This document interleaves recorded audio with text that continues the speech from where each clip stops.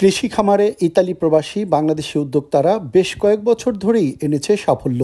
শত শত বিঘা জমি ভাড়া নিয়ে ফসল চাষ করছেন। আমি 10-15 বিঘা জমি করি, বাংলাদেশি সবজি ফলাই, মরিচ, করলা, ভেন্ডি, তারপরে বেগুন, শাক সবজি, ধনিয়া পাতা ইত্যাদি সব বাংলাদেশি যত ফসল আছে সবকিছু ফলাই। এবং কি আমি চাইতে আছি যে আমার মতো তোমরাও স্বাবলম্বী হও। আমি বাংলাদেশের জন্য কিছু করতে চাই, বাংলাদেশের অর্থনৈতিক এগিয়ে যেতে পারে সেই ব্যবস্থা আমি করতে আছি বা আমি করতে চাই। তোমরাও আমার সাথে একমত হয়ে এগিয়ে আসো। ইতালির মান্তোবা শহরে এই কৃষি খামারে হচ্ছে বেকার প্রবাসীদের কর্মসংস্থান। আমি ইতালি মান্তোবা আছি, তো এখন বর্তমানে আমি 45 বিঘা জমিন আছে। এখন বর্তমানে আমি যারা বেকার আছে বেকার মুক্ত করে বাংলাদেশ উন্নতি করার জন্য বাংলাদেশে যারা বেকার আছে তারাকে আমি কাজকর্ম ব্যস্ত করে দেই। যারা বিপদে আছে তারা বলি, ফোন দিলে বলে আসেন আমার কাজ আছে। কিন্তু এখন আমার অনেক লোক লাগতে আছে দেশের উন্নতি করে, দেশের জন্য, দেশের যারা বেকার আছে বেকার মুক্ত। এর মাধ্যমে উদ্যোক্তারা যেমনি হচ্ছে স্বাবলম্বী, তেমনি রাখছে বাংলাদেশের অর্থনীতিতে অবদান। তাই তো বেগবান হচ্ছে দেশের অর্থনীতির চাকা। সেক্টরটা আমার অভিজ্ঞতা আছে এই ব্যাপারে, আমার দেশে এটার ব্যাপারে কোর্স করা আছে, ডিপ্লোমা করা আছে, যার কারণে আমি নিজে সিদ্ধান্ত নিলাম যে আমি এটাই করবো। এটা করলে সুবিধা হবে কি, আমার কিছু লোক এগ্রিকালচারের মাধ্যমে আত্মীয় স্বজনে আসতেও পারবে, তারপরে অনেক লোক বেকার আছে, বেকারের একটা কর্মসংস্থানের ব্যবস্থা হবে। আল্লাহর রহমতে 2011 সাল থেকে আজ অব্দি কন্টিনিউ আল্লাহর রহমতে আমার এই বিজনেস চলতেছে। 20 থেকে 25 জন ওয়ার্কার প্রতি বছর আমার এখানে কন্টিনিউ কাজ করে, 27 জন এরকম কাজ করে। আলহামদুলিল্লাহ প্রতি বছর এই আমার ফিল্ডের কাজ করে অনেকে উপকৃত হইতেছে, পাশাপাশি আমিও আলহামদুলিল্লাহ ভালো উপকৃত হইতেছি। অনেক বাঙালি, ইন্ডিয়ান, পাকিস্তানি, শ্রীলঙ্কান সবারও একটা মানে ফ্রেশ সবজি খাওয়ার একটা ভালো ব্যবস্থা হয়েছে। এখানে আমাদের এখানে বাংলাদেশি সবজি মোটামুটি প্রায় সবকিছুই আছে, যেটা সিম থেকে শুরু করে সিম, ভেন্ডি, বরবটি, করল্লা, লাউ, লাউয়ের মধ্যে বাংলাদেশি লাউ, ইন্ডিয়ান লাউ, পাকিস্তানি লাউ, মরিচের মধ্যে আফ্রিকান মরিচ, বাংলাদেশি মরিচ, তারপরে থাইল্যান্ডের মরিচ, এইভাবে আরো অনেক সবজি, যেটা প্রায় 20 আইটেমের সবজি, 20 থেকে 22 আইটেমের সবজি আছে আমাদের কাছে। এগুলা আমরা ইটালি সহ, শুধু ইটালি না, ইটালি সহ France, German, Belgium, Holland, Sweden, England, Finland সহ আমরা বিভিন্ন দেশে সবজি পাঠাই। সরাসরি ওরা ওয়ার্কার, যারা ক্লায়েন্ট তারা সেখান থেকে আমাদের থেকে নিয়ে। কৃষি খাতে বাংলাদেশি বিনিয়োগকারীদের সাথে ইতালীয় জমির মালিকদের সাথে রয়েছে ব্যবসায়িক সহমর্মিতার সম্পর্ক। আর তাদেরই একজন জোভান্নি ভিক্কিনি। তিনি বললেন বাংলাদেশিদের সাথে একসাথে কাজ করার অভিজ্ঞতার কথা।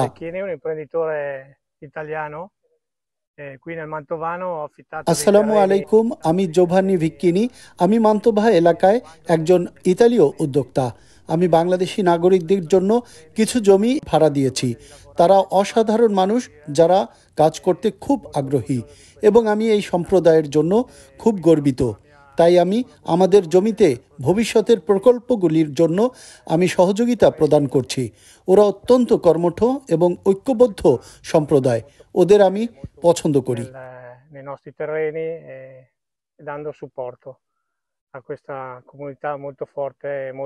মান্তোবা শহরের কৃষি খামারিদের বিভিন্ন সমস্যার সমাধানে পাশে থেকে সহায়তা প্রদান করে ইতালি প্রবাসী সৈয়দ কামরুল ইসলাম মুরাদ। বললেন তার অভিজ্ঞতা।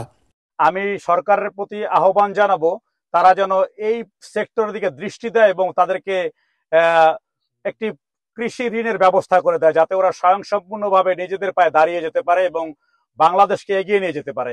আপনাদের সহযোগিতায় আমার বিশ্বাস প্রত্যেকটা বাংলাদেশি এই প্রজেক্ট সাফল্য অর্জন করবে। ইতালির এই অপার সম্ভাবনাময় কৃষি খাতে নতুন ও পুরাতন উদ্যোক্তাদের প্রবাসী ঋণ সহায়তা প্রদানের জন্য বাংলাদেশ সরকারের সংশ্লিষ্টদের কাছে দাবি জানান প্রবাসীরা। এই খামারে যদি বাংলাদেশ সরকার তাদেরকে কিছু ঋণ দিয়ে সহায়তা করে, তাহলে এই খামারে বাংলাদেশিরা আরো অগ্রগামী হবে এবং বাংলাদেশের জন্য যথেষ্ট ভূমিকা রাখবে। বাংলাদেশিরা বিদেশের মাটিতেও বাণিজ্যিকভাবে দেশীয় টাটকা শাকসবজি উৎপাদন করে যেমনি নিজেরা হচ্ছে লাভবান, পাশাপাশি বেকার প্রবাসীদের হচ্ছে কর্মসংস্থান। এই কৃষি খামারের মাধ্যমে নিজেরা যেমনি স্বাবলম্বী হচ্ছে, তেমনি বাংলাদেশি রেমিটেন্স প্রবাহে রাখছে অবদান। রিয়াজুল ইসলাম কাউসার, চ্যানেল 24, মান্তোবা, ইতালি।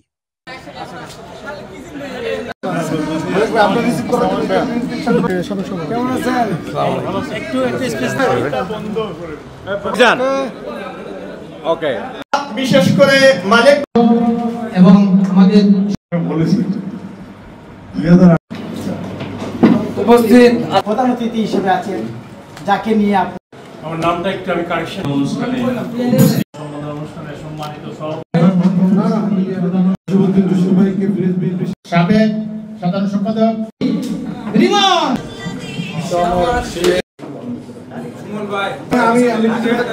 করেছি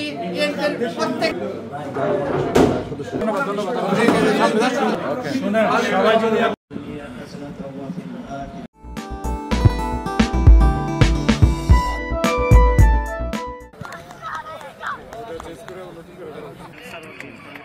এরপরে আমাদের মজিদ বড়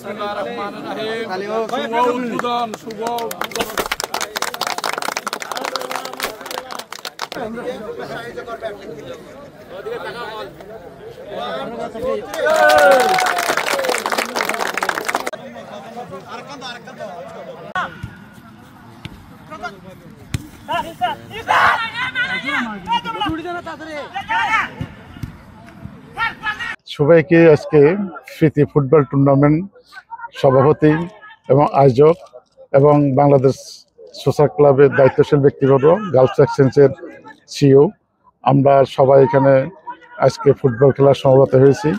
আশা করি এই খেলা সুন্দর এবং সুচারুভাবে সম্পন্ন হবে এই প্রত্যাশা রাখি। সোশ্যাল ক্লাবের পক্ষ থেকে আপনাদেরকে আহ্বান জানাবো, আপনারা আগামীতেও এরকম সুন্দর খেলা আয়োজন করবেন। এখানকার খেলোয়াড় যারা আছে এবং দর্শক যারা আছে, আয়োজক যারা, ওদেরকে উৎসাহিত করার লক্ষ্যে বাংলাদেশ সোশ্যাল ক্লাব যে কর্মকাণ্ড চালিয়ে যাচ্ছে তার ধারাবাহিকতায় আমরা এখানে এসেছি। প্রবাসের মাটিতে এই যে বিনোদনগুলো, এগুলোর আয়োজনের মাধ্যমে যদি আমরা আমাদের দেশকে ভুলে যে বিদেশে থেকে নিজের জীবন নির্বাহ করা, এর মাঝে আমরা আমাদের আনন্দ খুঁজে পাবো, শান্তি খুঁজে পাবো।